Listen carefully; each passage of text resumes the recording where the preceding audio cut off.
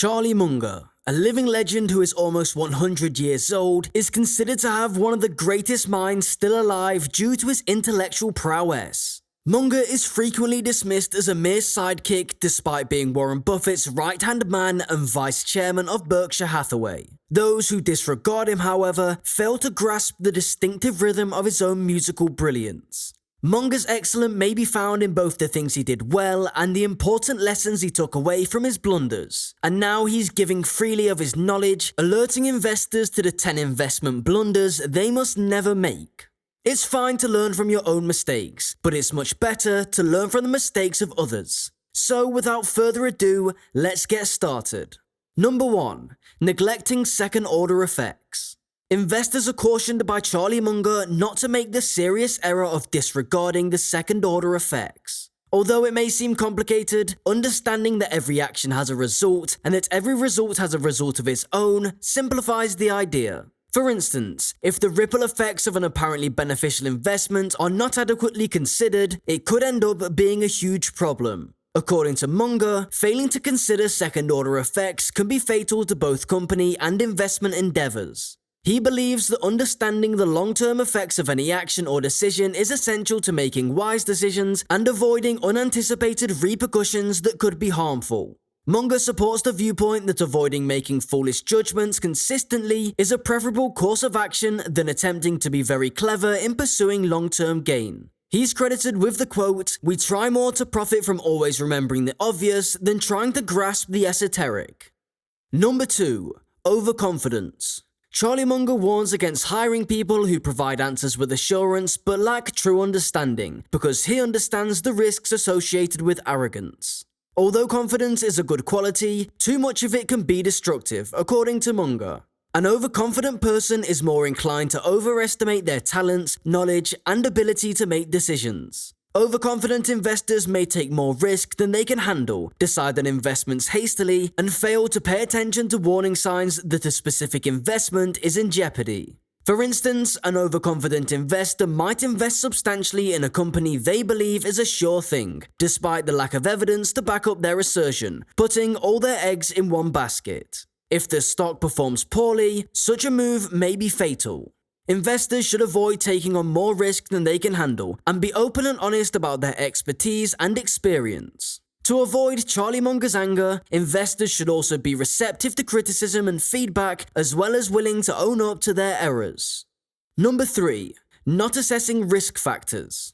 If you don't exercise caution when investing, you could end up getting more than you bargained for. High-risk investments, as Warren Buffett cautions, can be like climbing a tree. The higher you go, the more monkeys behind you can view. Due to this, it's critical to accurately evaluate the risks associated with each investment opportunity and not just concentrate on the likelihood of receiving a high return. Learn about the many types of risk, keep an eye on and tweak your portfolio, and keep in mind to take your time before making any significant decisions. Nobody wants to be seen staring at the monkeys behind, after all. Number 4. Confirmation bias. Charlie has a background in psychology and was aware of confirmation bias, a common mistake made by investors. An unbalanced and irrational approach to investing may be hampered by this bias, which relates to pre-existing views about a stock. Investors that are susceptible to this bias frequently decide to act without fully understanding the issue and on the basis of inaccurate assumptions. For instance, thinking a trend would continue indefinitely or that a stock will continue to do well just because it has in the past. Experienced investors are particularly susceptible to confirmation bias, but it can be avoided by actively searching out information that contradicts one's assumptions rather than depending only on that which supports them. Number 5. Being unaware of competencies. Think of embarking on a trip to a new city without any knowledge of how to get there or what to see. Because you didn't know where to search, you can find yourself lost, squandering time and money on activities you don't love or skipping out on incredible opportunities. Similar to this, investing without understanding your own competencies can put you in danger. Similar to how choosing stocks in a field that you are unfamiliar with can result in financial losses, failing to identify your investing strengths and weaknesses can result in missed chances and disappointment. But having a distinct sense of direction and having a thorough grasp of your strengths can really make a difference. Keep in mind that you must deserve what you want in terms of investing. The world is not insane enough to reward indulging in laziness. Number 6. Blindly following the crowd. You know the saying, those who follow the crowd usually get lost in it. Well, that rings especially true for beginner investors.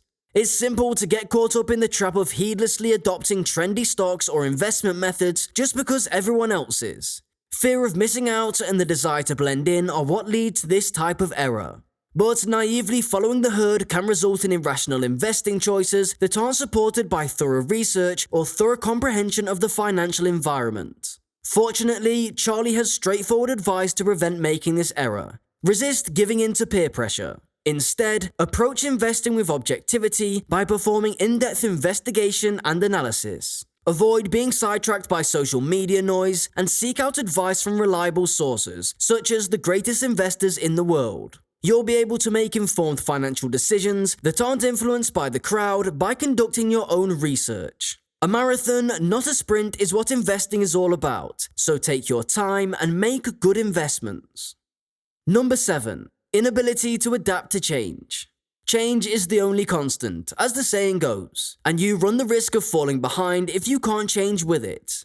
Take investing as an illustration. You might be hesitant to invest in a new emerging market if you've always invested in conventional equities and bonds. You might risk missing out on high potential investments if you don't adapt and become familiar with this new environment.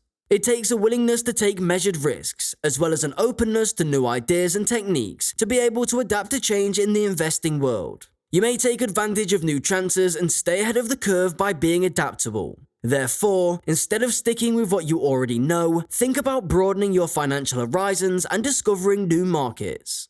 You may succeed in a market for investments that is continuously changing if you have the correct attitude and strategy.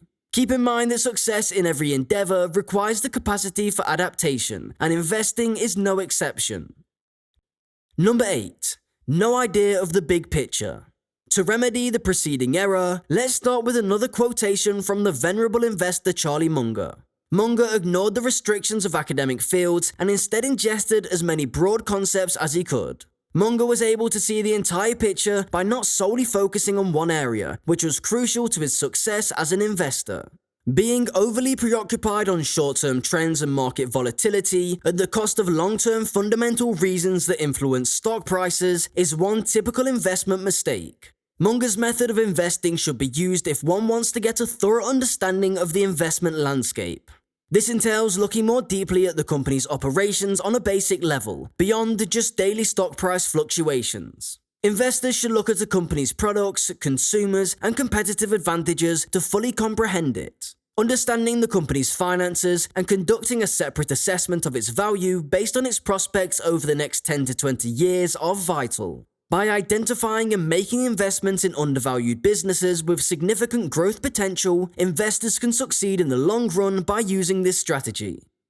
Number 9. Emotionally dictated decisions.